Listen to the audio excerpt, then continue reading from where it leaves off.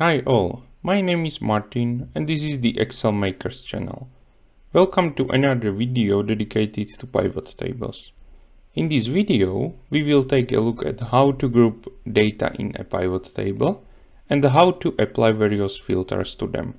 So let's get down to business. As you can see, we have similar data as we had last time. We still have sales data for multinational company, which have 4 offices in 4 cities in column A, and these data are for 5 periods with the detail to sold product and the salesperson.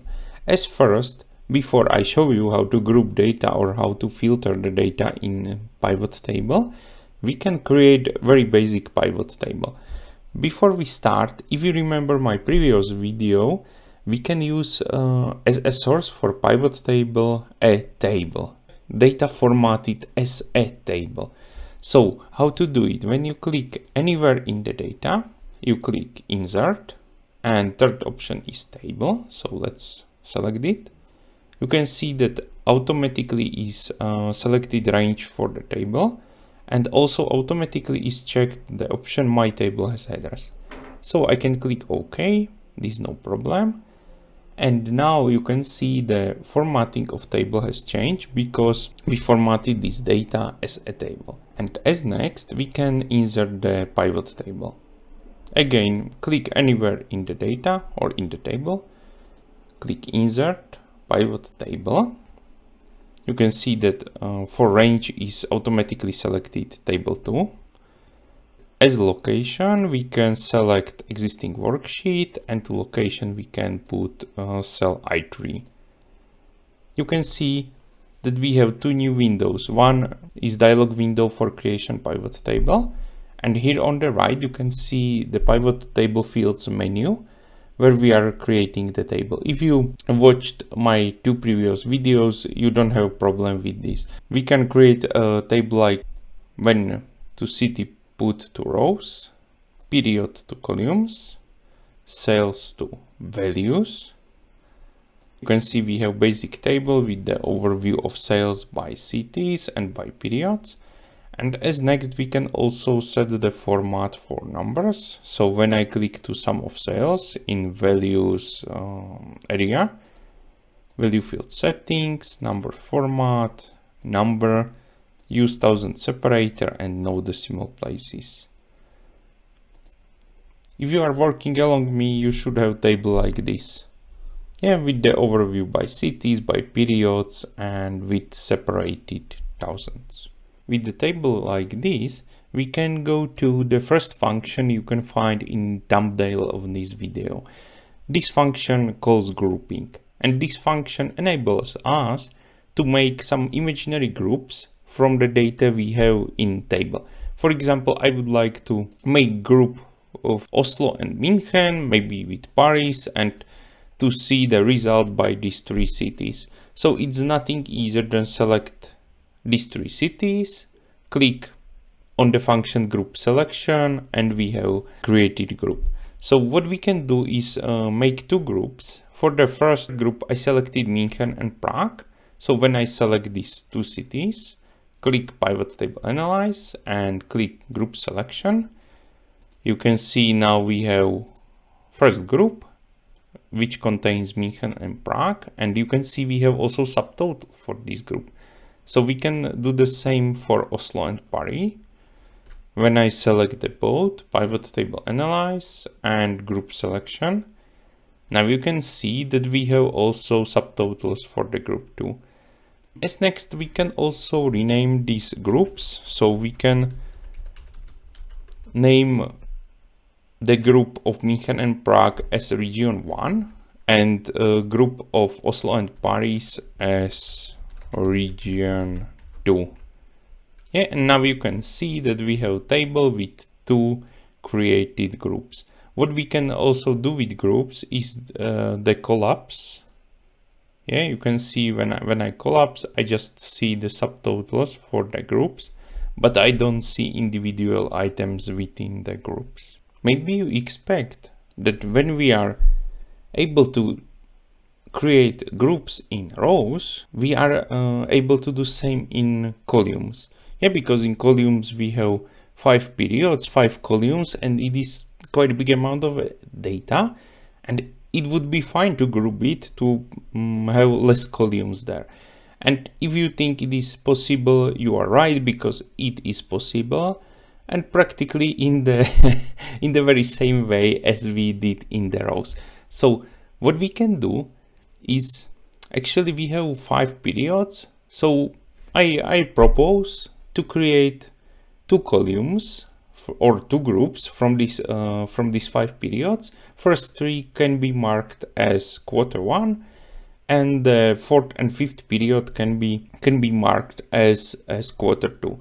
So now we can select periods 1 to 3, pivot table analyze again, and group selection. Yeah, you can see we have just created group 1, and we can rename it as Q1.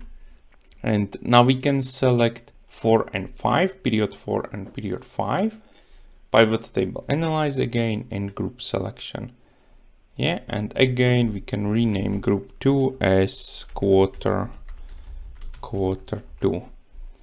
Again we can collapse these groups, and you can see we have now much nicer table as we had before, just with 2 rows with 2 columns, but this table contains everything what contained in the beginning, but it is much easier to use. Yeah, and when you want to know some detail, you can click on the expand, and you can see the details for the subtotals by region or by quarter and so on.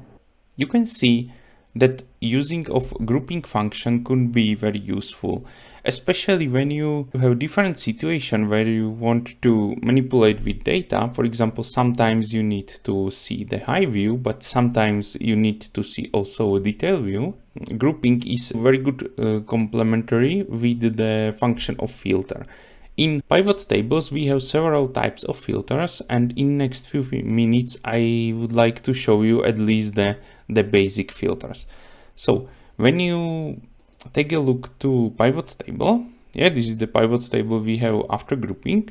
You can see that we have 2 filter buttons in the table. Yeah, this button is for row labels, one is for column labels. So when I click here, you can see that we have some selected field here. Actually, we have city 2, and you can see that actually we can choose between region 1, region 2, or we can select both. But when I change the city 2 to city, you can see that I can filter also on the level of city. So let's try it. For example, I can check out München, and I can select only these 3 cities, Oslo, Paris, and Prague. When I click OK, you can see that we have still 2 regions there, but in region 1, we have only Prague.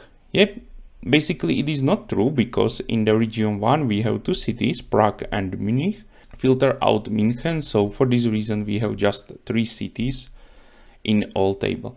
When I put it back, yeah, again, I have to select city, and I can use this option clear filter from city.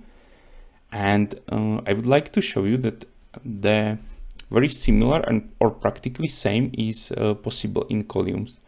You can see actually selected field is period 2, and you can select between Q1 or Q2. When I change period to period, we have option to select between these 5 periods. So what I can do is filter out the 5th period. Yeah, just click OK. And now when I expand Q2, you can see that I have only 4th period there. So the groups are still there, but only 4th period without the 5th. You can see that this kind of filters are used for very specific selection. For example, in the case of cities, we directly chose that München shouldn't be visible in our table. But sometimes, and it is very often, you don't know in advance what kind of data will be in your table. And for this reason, you can apply, let's say, some kind of rule to the data. When you click to the filter button, we have these 2 options. We have label filters and we have value filters. when we select label filters, for example, I would like to show all cities which begins P. By this logic, we should see only Prague and Paris. So when I click again to filter button, label filters, I can choose begins with and begins with P, press OK. And you can see now we see only two cities, only Prague and Paris. And if you, in case you have new data and there is some city with which begins P, it also appears in this table. The same filter we used for row labels we can use also for values. Before we start, let's clear the filters from column labels.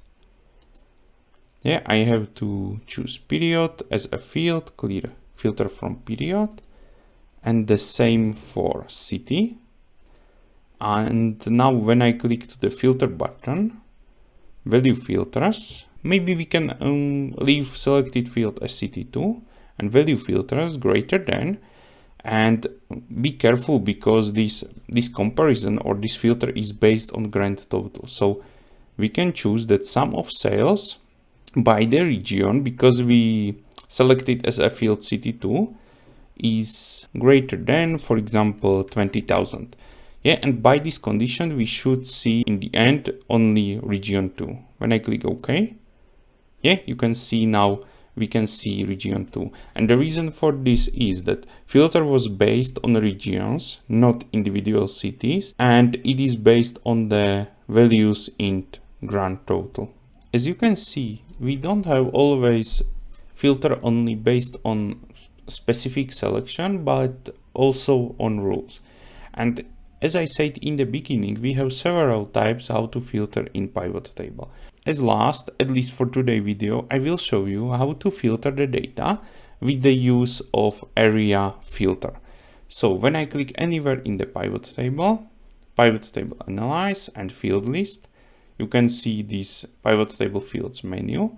And in the bottom of PivotTable Fields menu, we have area of filters. And to this area, we can drag and drop any of these fields. For example, I can do it with product. And now you can see that two new cells formatted are now incorporated in our pivot table. And when I click to the filter button, I can select, for example, product A. You can see that pivot table doesn't show anything, and it is because that in row labels we had the filter which shows only the values about 20,000, and maybe at least for product A we don't have sales about 20,000. So what I can do is to click to row labels and clear filter from CT2, and you can see that product A was sold in Prague, but only in Q1. In Q2 we don't have any sales there. In region 2 was sold in Oslo in Q1 and also both months from Q2, and in Paris only in Q1. And this is some beginning of financial analysis, that you have sales data and then you have some analytic table which explains you or which shows you at least some trend. After this analysis, you should continue with some questions. For example, why we don't have sales in Q2 in Prague? Why the same situation is in Paris? And why in the Oslo it is so steady? Of course it is good trend, but why we don't have this good trend in Prague and Paris? That's it for today's video on grouping and filtering data in pivot tables. We covered how to create groups in both rows and columns and how to apply filters to get the data you really want to see. If you found this video helpful, please give it a thumbs up and consider subscribing. Thanks for watching and see you next time.